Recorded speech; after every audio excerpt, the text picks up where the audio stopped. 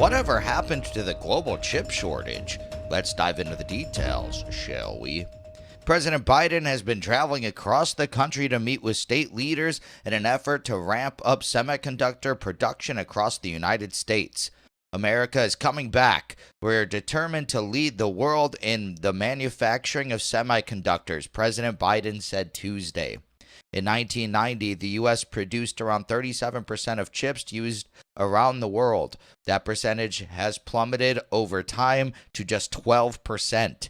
Constructing and operating a fabrication facility, or fab, in the U.S. became more expensive. Costs soared 25% to 50% higher than abroad. We sort of had this blasé attitude that if we had the MIT graduates here, we won the Nobel Prizes here, we did the design here, manufacturing didn't matter, Representative Ro Khanna, Democrat from California, said. Both parties just watched as industry after industry went offshore. Whether that was steel, whether it was aluminum, and unfortunately, all of the semiconductor production. Took the pandemic for people to start to realize this, but it's good that people are actually starting to realize this and trying to do something about it. Nearly 3 years ago, the coronavirus pandemic exposed the first signs of U.S. vulnerability when it came to semiconductor manufacturing. The reality is we had a whole world clamoring for electronics to work at home and to study at home, and those electronics are chock full of chips. So no surprise, demand for chips went off the charts. Semiconductor Industry Association President John Nuffer said. Senator John Cornyn, Republican from Texas, said shortages of masks and gloves revealed other vulnerabilities in U.S. manufacturing, since many items needed during the pandemic were made in China. He worked alongside Democratic colleagues, including Virginia Senator Mark Warner and Arizona Senator Mark Kelly, to look into other products made almost exclusively overseas. The advanced semiconductors that operate everything from your cell phone to the F-35 to Javelin and Stinger missiles, virtually all of that was made in Asia and not here in America anymore, Cornyn said. Newfer said most U.S. fabs were operating at full capacity, but they couldn't keep up with the demand needed. Biden signed the CHIPS and Science Act into law last year following a bipartisan push from lawmakers. It's incentivized companies to build and manufacture on U.S. soil. We eventually were able to catch up. That's the short term. The CHIPS Act is really for the long term, Newfer said. There's been an over-concentration of certain aspects of our supply chain, and what we're trying to do right now is to diversify.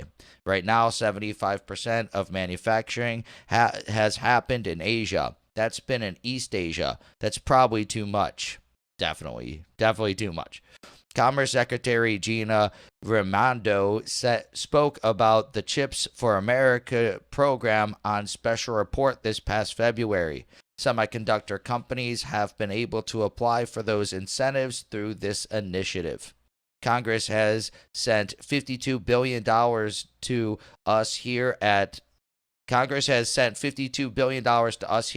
the Commerce Department, and it's our job to invest that, working with companies to make chips in America, Raimondo said. Every governor out there thinks the next chip factory will be in their state. They will compete. I'm sure they'll put incentives on the table, and that's what they should do. Many companies began breaking ground on new facilities and expansions before the CHIPS Act was officially signed, including New York-based Global Foundries. We need the right economics to continue to add capacity to the United States, Global Foundries CEO Thomas Caulfield said. We have a facility that needs to grow to full scale to upstate New York in what we call Fab 8. The chips will be an integral part of the economics to close the funding gap to create that capacity that can compete globally against all the players in manufacturing.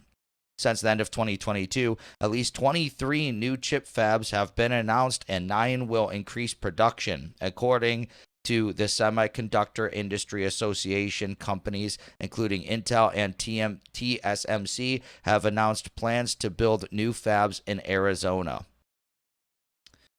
Nationwide, we have suppliers that all over the country that will Nationwide, we have suppliers that all over the country that'll be providing the tooling and the materials needed to build the best semiconductor chips in the world, Kelly said. These are also jobs that you don't need a 4-year degree to get, and you can actually get a salary you can raise a family on. Private investments topping $210 billion in all are expected to help create around 44,000 jobs in the industry. Over $60 billion is being invested in Texas manufacturing. Companies including Samsung and Texas Instruments are planning new facilities in that state. It takes a while to change, to open up diverse sources, so it's probably going to be 2024 until you see manufacturing, Cornyn said. But Texas Instruments is expanding their current footprint. Samsung in Texas, Intel in Ohio, Micron in New York, so all this takes is a little while, but we've got not a minute to waste.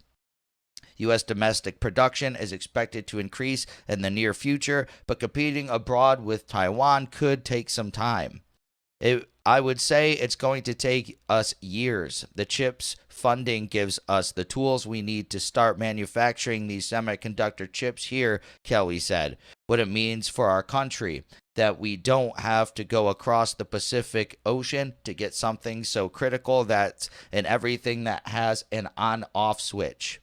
Caulfield pointed out it took around 3 decades to create the imbalance in semiconductor production around the world. This didn't happen overnight for our industry, Caulfield said. It's going to take decades to correct that issue. So this is a good start, and the sooner we get going on this as an industry, the better the better will be. The shortage has also eased, but technology is enhancing, and the demand for chips is expected to grow. If you've ever sat in an electric car or you have a big display panel, that all requires a lot of chips, Newfer said. Where we have 5G now, we're going to be moving to 6G. These are all products that require a ton of chips. The combination of existing and emerging markets for chip technology suggests demands for semiconductors are going to be very, very high for years and decades ahead. Definitely. Lawmakers and experts have agreed it's not just semiconductor manufacturing that needs to step up. Our products, our cars, our dishwashers, our dryers, our refrigerators are still not produced in the United States, Kana said. I don't want a situation where the advanced chips are made in America, but everything consumers buy is made in China, so we need to do a lot more. Caulfield agreed and said U.S. manufacturing for products requiring chips needed to keep up with U.S. semiconductor production. Probably the biggest issue we still need to contend with is to make sure the demand for all of this capacity we want in the U.S. materializes. I think it's already here.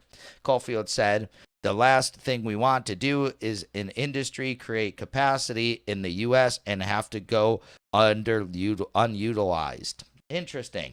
So I'm glad this is happening. Finally, the manufacturers coming back to the United States. I think it's really interesting that it took a pandemic to do it. So yeah, I mean, there's like, it could be the case that they kind of did this on purpose. So when China went to go to war with the United States, we wouldn't have anything here. I don't know if that was on purpose, but that's definitely what happened. But now the pandemic kind of messed all that up. So I think that's pretty interesting. But what is your opinion on the story? Please let me know in the comments below. Also, be sure to smash that like button, subscribe to the channel for daily news updates, hit that notification bell, and share this video to help spread the news. Thank you so much for watching, and I'll catch you in the next one. Peace.